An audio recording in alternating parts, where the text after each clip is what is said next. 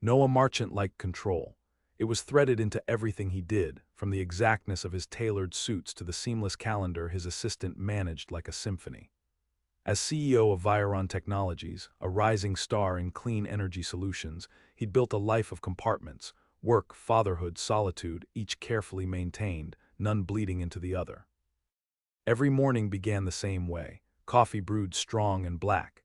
His 8-year-old son Jonah dressed and seated at the kitchen island, scrolling through a kid-friendly science newsletter Noah had subscribed him to.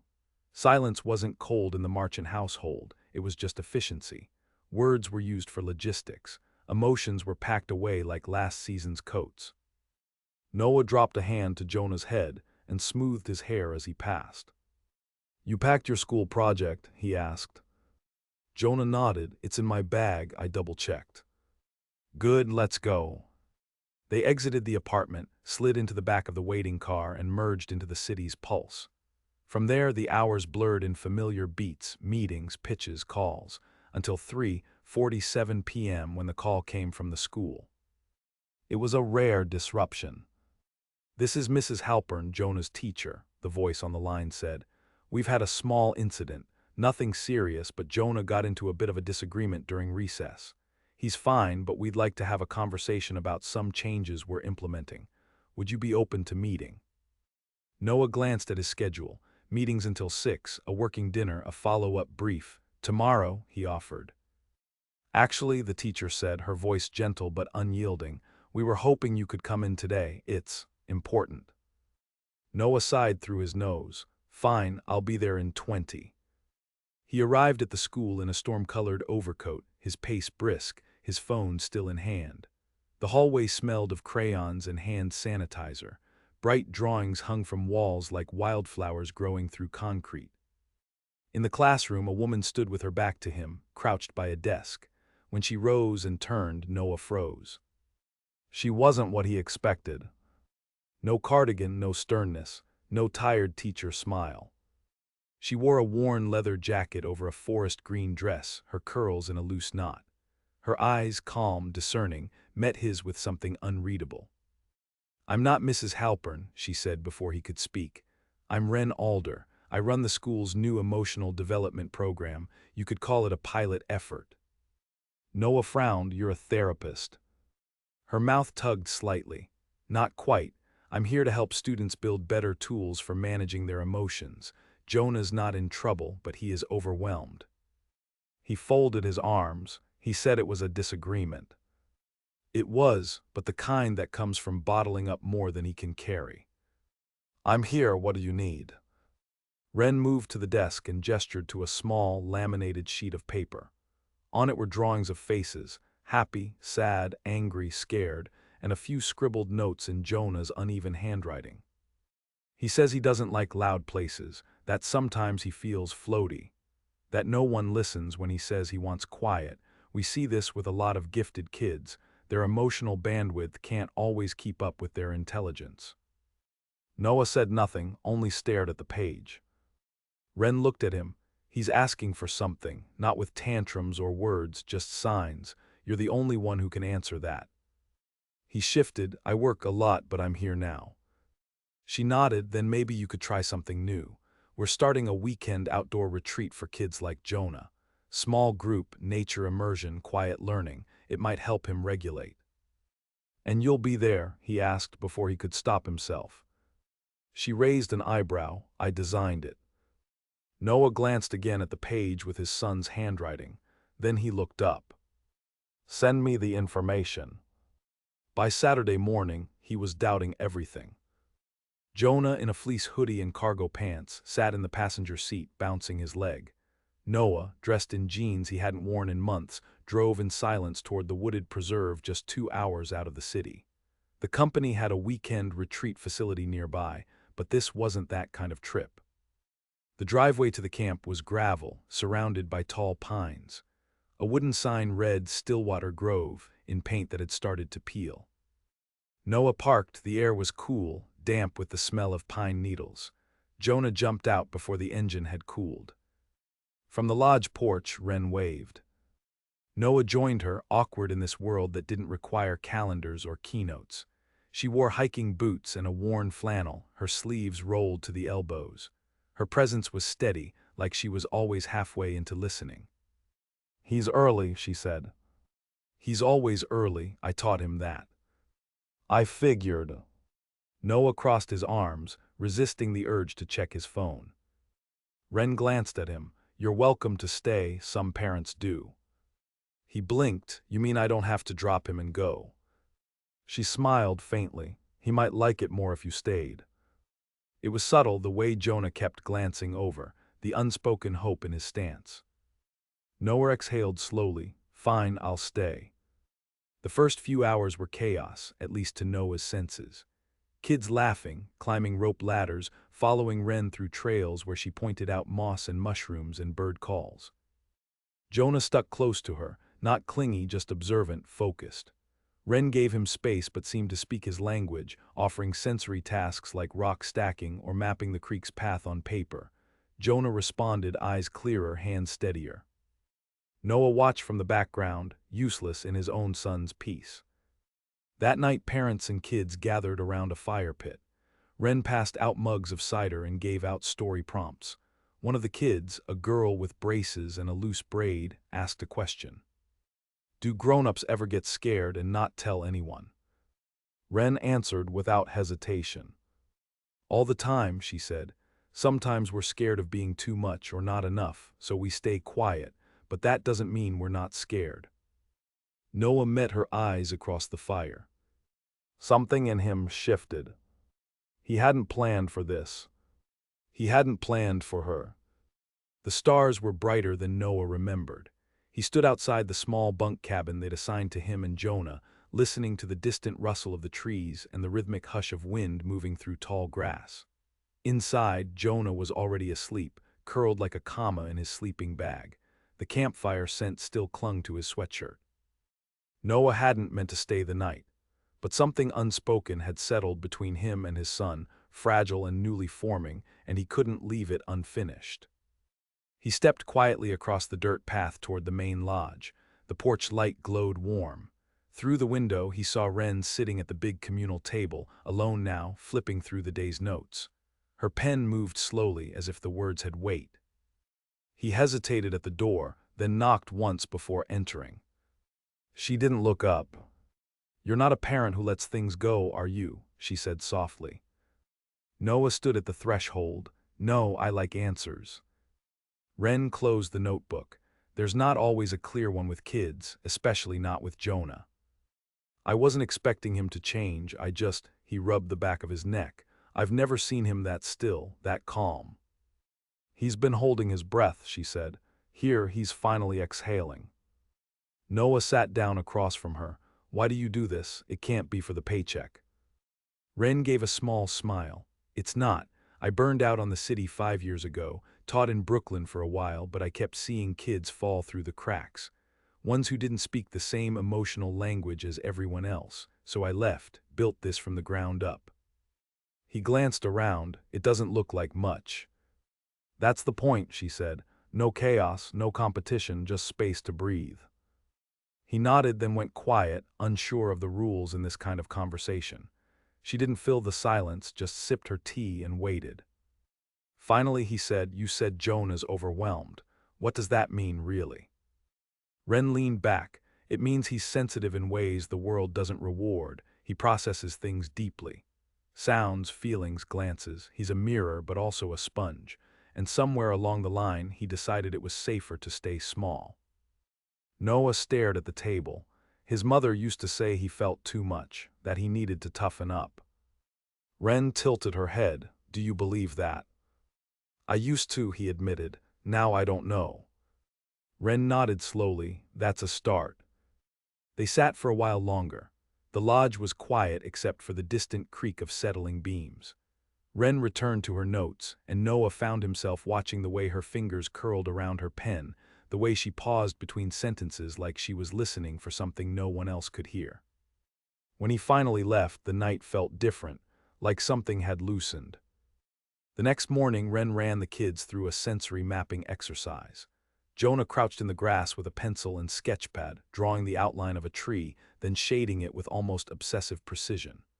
Noah lingered nearby, pretending to be absorbed in his coffee but really watching the way Ren moved among the children, never commanding, never directing. She let them come to her like gravity. At lunch, Jonah sat beside Ren, laughing at something she'd said, cheeks flushed from the sun. Noah felt something tighten and ease all at once. That afternoon, while the kids worked on trail journals, Ren found him by the dock overlooking the lake. "You're more relaxed today," she said. He offered a half smile. "I didn't bring a laptop, that helps." "Shocking," she teased. "You'll be telling me next you left your phone in the cabin." "I did," he said, then paused. "Is that bad?" Ren gave him a look of surprised approval. "It's a start." They walked the perimeter of the lake together, not quite side by side. The wind stirred her hair, and she kept one hand in her jacket pocket like she didn't trust herself to let it all be too easy. "You're good at this," he said quietly. "At what?" "Seeing people, seeing Jonah." Ren shrugged. "Sometimes the ones who seem quietest are screaming on the inside. I know what that feels like."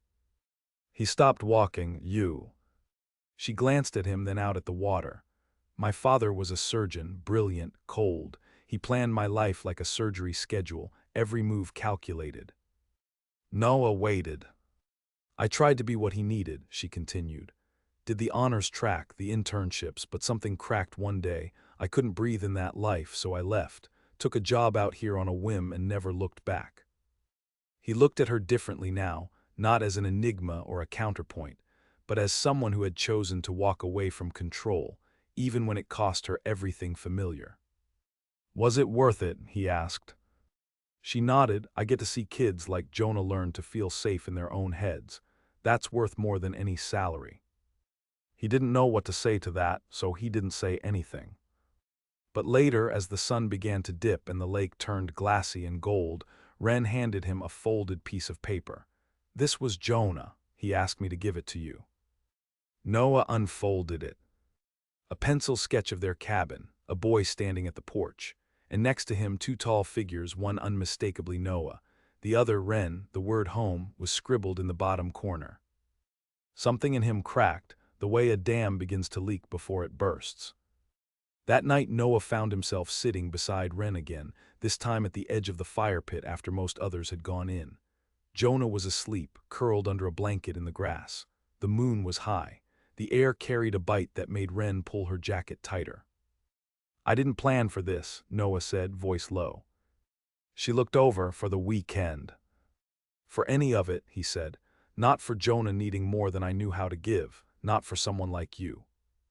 Ren didn't look away. "People like me mess with plans, don't they?" "You mess with everything," he said.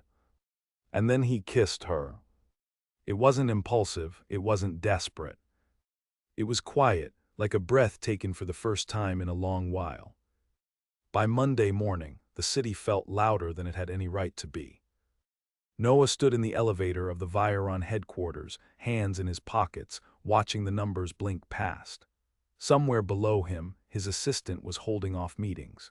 His team would expect the usual sharp-edged focus, the agenda-driven rhythm that had defined his leadership style for nearly a decade.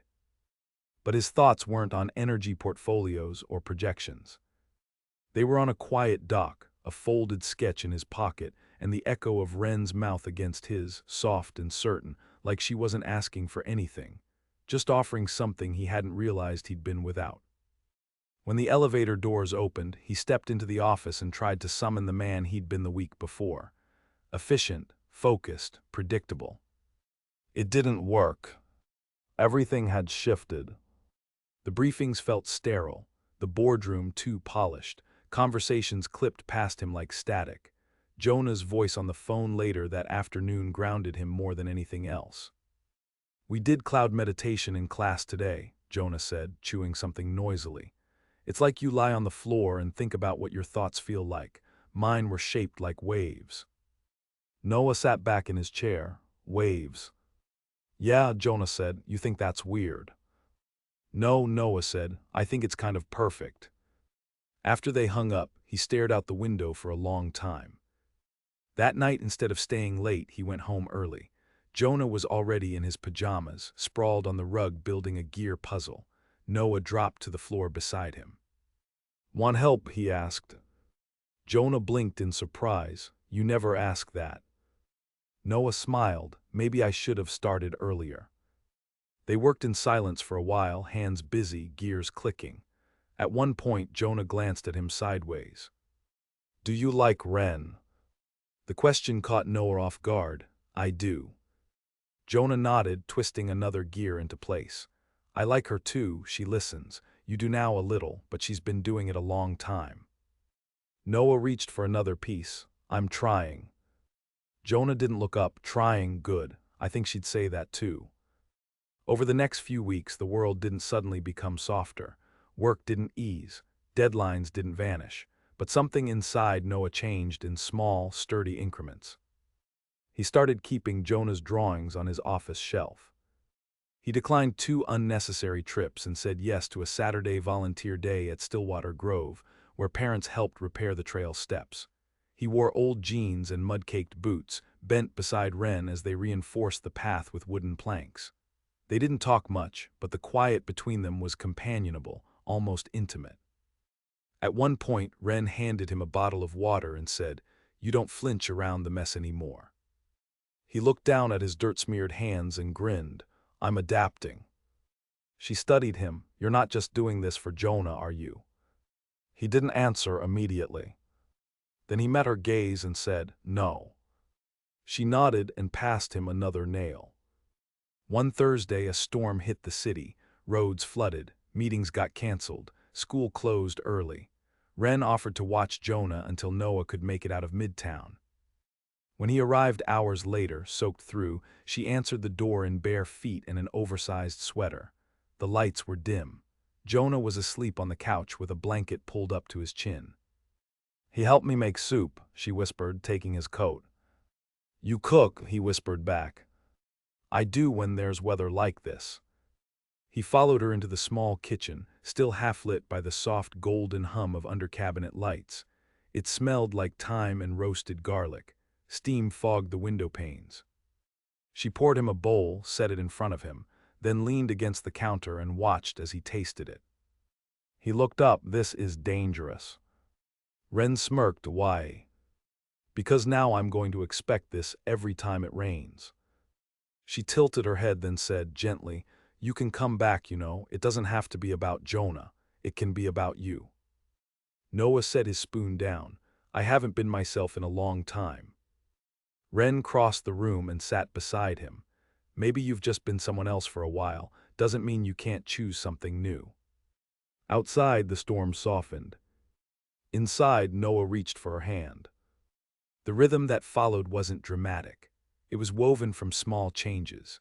Ren picking up Jonah after school when meetings ran late, Noah texting her photos of weird city birds Jonah might want to draw, long walks through Stillwater trails when no one else was around. They didn't rush, they didn't label. But something strong rooted itself in the space between them, grown from trust and time and the quiet acknowledgement that neither of them were fixing each other. They were simply witnessing. One Friday evening, Ren surprised them with an impromptu picnic in Central Park. Jonah sprawled on the grass with a book. Ren handed Noah a thermos of her homemade cider and leaned her head against his shoulder. "I don't think I've ever been still this long," he said, eyes on the fading sun. She closed her eyes. "Maybe stillness was what you were missing." He turned to her then, and she met him halfway. Not with a kiss this time, just with a breath that matched his own. But not everything was easy. Not everyone approved. When photos surfaced of Noah at Stillwater, him, in a flannel shirt and boots, holding hands with Ren as they walked a trail, his board raised concerns. Investors didn't like unpredictability. One anonymous article questioned his focus, his leadership, his priorities. He didn't tell Ren at first. But she knew. She could feel it in the way he tensed, in the way his phone never left his pocket. Eventually he stood in her kitchen again, coat in hand, unsure of how to say what needed saying. "They're watching," he admitted. "Everything I do, every moment I step out of what they think a CEO should be." She didn't flinch. "Are they right?" He shook his head. No, but I'm scared they'll make me choose. Ren stepped closer, then let me make it simple. Her eyes were steady, unshaken. I don't need you to choose me, she said. I just need you to choose you, and if I'm part of that, then I'll be here. Noah didn't speak. He just wrapped his arms around her and held on, as if he'd never let go again. Autumn turned sharp in the city. The air carried that brittle chill that meant sweaters stayed on and breath started showing in the mornings. Leaves skittered along the sidewalks like tiny messengers of change, and every time Noah passed a park, he found himself scanning for color, deep golds, burnt oranges, reds so bright they didn't seem real. He never used to notice things like that. Ren had a way of making you notice what you'd been missing. But noticing came with weight. Viron's board hadn't forgotten the Stillwater photos. A week after the article ran, Noah was called into an executive session. No agenda, no warning. The conference room was sleek, cold with its tempered glass and matte black walls. At the head of the table sat Darius Kim, one of the founding investors and the kind of man who measured time in net worth. You're distracted, Darius said without preamble. You've turned down 2 panels and skipped last month's industry summit. That's not the Noah Marchant we know. Noah met his gaze evenly. I'm still hitting every target, projections are up, our contracts in Berlin are finalized. What exactly are you worried about? Darius leaned back. That leadership trickles down, and people are watching the way yours is evolving. The implication hung there like a challenge. Noah didn't rise to it. I've evolved because I had to, because my son needed more than a father who lives in a spreadsheet, and because the company we're building isn't just about clean energy. It's about longevity. If we can't model sustainable lives, what exactly are we selling? Darius didn't respond right away. His silence wasn't concession, it was calculation. You have a retreat coming up with Angel Tech, he said finally. Private talks, big stake. That deal could put us 10 years ahead of schedule. I assume you'll be leading that. Noah gave a short nod. Of course. Good, Darius said. No distractions. That night he told Ren everything. They sat on the stoop outside her brownstone, bundled in jackets, 2 mugs of tea growing cold between them. The trees overhead were half bare, their branches like charcoal sketches against the navy sky. I didn't tell them about you, Noah said quietly. Not because I'm ashamed, just because I knew how they'd weaponize it. Ren didn't respond right away. She looked out at the empty street, the way the lamplight pooled at the curb like a private stage. You don't owe them your personal life, she said finally, but you do owe yourself the right to live it. I want both, he admitted. This company and this, he looked at her. You, Jonah, what we're building. You might have to fight for that, she said. They don't sound like men who yield easily. I'm not a man who backs down. Ren glanced at him then, a small flicker of something warm in her eyes. No, she said, you're not. He reached for her hand and threaded their fingers together, grateful for the quiet truth in her grip. The following weekend, Jonah had his first solo overnight at Stillwater. It was a milestone Ren had been preparing him for, a chance to grow his independence, to be one of the big kids. Noah dropped him off, heart caught in his throat, but Jonah had barely looked back, too busy organizing his gear and comparing notebooks with another camper. Noah lingered near the lodge. You okay? Ren asked, stepping out with a clipboard and a knit scarf wrapped loosely around her neck. I'm fine, he lied. She smiled. He's more ready than you are. Noah sighed. That's the problem with kids like him. They're brave when you least expect it. Ren tucked a piece of hair behind her ear. So are adults sometimes. He reached for her then, pulled her close. Come back to the city with me, he said, just for the night. She blinked up at him, surprised. I want you to see the part of my life I've kept separate, he said. No hiding, no compartments. Ren studied him for a long, silent moment, then nodded. Okay. They took the train in. Ren leaned against the window, watching buildings rush by in soft blur, her face lit by the flicker of passing stations. When they reached the apartment, she stood quietly in the foyer for a beat, taking it all in, the minimal design, the neatness, the view of the skyline from the floor-to-ceiling windows. "It's beautiful," she said. "It's empty," he replied, then took her coat and hung it beside his. She wandered through the space like she was reading it, fingertips grazing the backs of chairs, the spine of a book on the coffee table, the edge of a frame that held Jonah's third-grade class photo.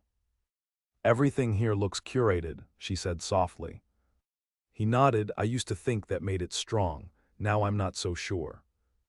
Later, over dinner, takeout from a place Noah never used to frequent, they sat close on the couch, music low in the background. "I thought I built this life for Jonah," he said, voice quiet. "But I think I built it to keep things out, to keep from needing anything I couldn't control." Ren leaned in, brushing his knuckles with hers. "And now? I want things to spill in," he said. "I want to mess it up a little." She smiled, slow and certain. "Then let's." The retreat with Angel Tech approached like a storm system on the horizon, high stakes, high pressure, and heavy with consequence. 2 days before the event, Ren gave Noah a folded note as he dropped Jonah off at school. He didn't open it until later, after a meeting, standing in the quiet of his office. Inside, her handwriting was neat but not rigid. "Don't let them sell you a version of yourself you've already outgrown. You don't need to prove you can be everything. You only need to prove you can be you."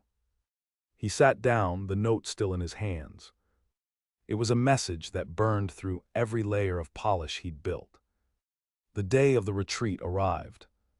A sleek venue outside the city, glass walls, white linens, suits, and stock talk. Noah stood at the front of the room, presenting Viron's future, their integration model, their long-range market shifts, their investment in sustainable practices. But as the Q&A portion began, he did something unexpected. He set down the clicker, removed his blazer, and talked plainly about Jonah. About the importance of rest, of rethinking legacy, of building a future that wasn't just profitable but livable. He quoted no charts, no graphs. Just Ren's words. Something rippled through the room, some leaned back, some leaned in. And a few, just enough, nodded, not because it was what they expected, but because it was real. Later, Darius pulled him aside. There was no congratulation in his voice, only curiosity. "You gambled." Noah smiled. "I told the truth." "Was she worth it?" Darius asked, not unkindly. Noah looked out the window, where late sunlight touched the hills. "She was the part I didn't see coming," he said, "and the only one that made the rest of it make sense." Winter didn't announce itself loudly that year. It slipped in, quiet and gradual, dusting the edges of rooftops, threading frost across windows before sunrise. The city changed its shape in the cold. People moved faster, heads tucked down, hands in pockets. But inside the Marchant apartment, something else was happening, something warmer. It was the first December in years Noah hadn't traveled for work. No overseas contracts, no summits in Tokyo or shareholder meetings in Zurich. He'd handed off the Angel Tech expansion to his executive team, trusting them to carry the vision forward. The retreat had worked, not just for the deal, but for something deeper. It gave him permission to stop running. One quiet Sunday, Noah sat on the living room floor with Jonah, surrounded by cardboard, tape, and glitter-dusted construction paper. The tree near the window wore a slightly crooked star, and Ren's knit scarf hung from the coat rack like a promise someone had casually left behind. The apartment didn't look curated anymore. It looked lived in. Jonah pressed a glued paper wing to his cardboard owl and glanced at his father. "Are we still going to Stillwater for New Year?" he asked. Noah nodded, "If Ren's okay with it." She said, "We're invited." Jonah smiled to himself, like that was the best part of the whole season. Later, while Jonah napped in his room, Noah pulled his phone from his pocket and called Ren. "I was thinking," he said when she answered, "what if we stayed at Stillwater a little longer this time? Maybe a week." She was quiet for a moment, then said, "You sure you're ready for the mud and the slow Wi-Fi?" He laughed, leaning back against the couch. "I've come to appreciate the charm of both." "Well," she said, "I wouldn't hate having you around longer. Neither would Jonah." Noah hesitated just briefly, then said, "Neither would I." Stillwater in winter was a different kind of beautiful. The trees were bare, their dark limbs reaching toward a pale sky. The creek had slowed, partially frozen, and the lodge smelled of cinnamon, pine, and wood smoke. A few families arrived for the winter break programming, but Wren kept things quiet, just a few planned hikes, storytelling around the indoor fireplace, and enough hot cocoa to fuel a small army of wide-eyed children. On New Year's Eve, Wren took them to a frozen stretch of lake where the ice was thick enough to walk on. Jonah wore 2 scarves and red earmuffs and declared himself the Snow Explorer General, which somehow involved shouting at pinecones and leading imaginary missions between trees. Noah stood beside Wren at the edge of the lake, watching his son skid and stumble in a way that made him laugh from deep in his chest. "You've softened," Wren said, her breath a pale cloud. He nodded. "I didn't know how much I needed to." She glanced sideways at him. "Do you regret any of it, the shift, the noise it caused?" "I regret how long it took," he said, "but not the shift, not you." They walked slowly back to the lodge, boots crunching through snow. That night, while Jonah dozed on a nearby couch wrapped in a quilt, Wren and Noah sat in front of the fireplace with 2 mugs of spiced cider and no rush to speak. Outside, the new year crept in unnoticed. Inside, something deeper was changing. Noah turned toward her, candlelight catching in his eyes. What if this wasn't temporary? She blinked. "Stillwater." "No," he said. "You, me, this, whatever we're calling it. What if we gave it more room?" She didn't answer immediately. She looked at him, long and full, as if she was measuring something real and careful. "I've always been afraid to love someone who lives by plans," she said, "because plans break." "I'm not asking for a plan," Noah said. "I'm asking for something we build as we go, together." Wren reached over, fingers sliding into his. "Okay," she said. And that was enough. By early spring, the change was clear to anyone looking close enough. Noah still wore suits, but now they hung beside hiking gear. His schedule still hummed with meetings, but Fridays were carved out for Jonah, and sometimes Wren joined them for dinner, her laughter familiar in the hallways, her shoes tucked beside theirs. Jonah had started calling the 3 of them the Triangle. At a small gathering in April, a Stillwater family weekend hosted in the city for the first time, Noah stood beside Wren as she spoke to a room of parents about emotional literacy, about quiet courage, about what it means to make space for a child's interior world. He watched her with awe, with love, with a sense that none of this had ever been in his original plan, and thank God for that. Afterward, as they packed up leftover pamphlets and folded chairs, Wren leaned against a table and looked at him. "You didn't see me coming," she said, half smiling. He stepped close, brushed a strand of hair from her face. "No," he said, "but I wasn't really looking. I thought I had everything figured out. I thought control was safety." "And now?" He kissed her gently, a kiss that didn't need an answer. That night, after Jonah had fallen asleep with a flashlight in one hand and a journal in the other, Wren curled beside Noah on the couch. Rain tapped the windows. The city glowed outside like a distant constellation. "This isn't the life I imagined," he said quietly. She smiled against his shoulder. "That's the best kind." He looked down at her, at the way she fit into his life like she'd been part of it all along. "I was a planner," he said. She kissed his collarbone. "You still are." "Not the same way," he murmured. Because now he planned for different things. For Sunday mornings that stretched slow and quiet, for weekday dinners filled with questions and laughter and mess, for futures that weren't built in boardrooms but in treehouses, on forest trails, in the space between bedtime stories and whispered promises. Because she was the one thing he didn't see coming. And everything that made the rest worth it.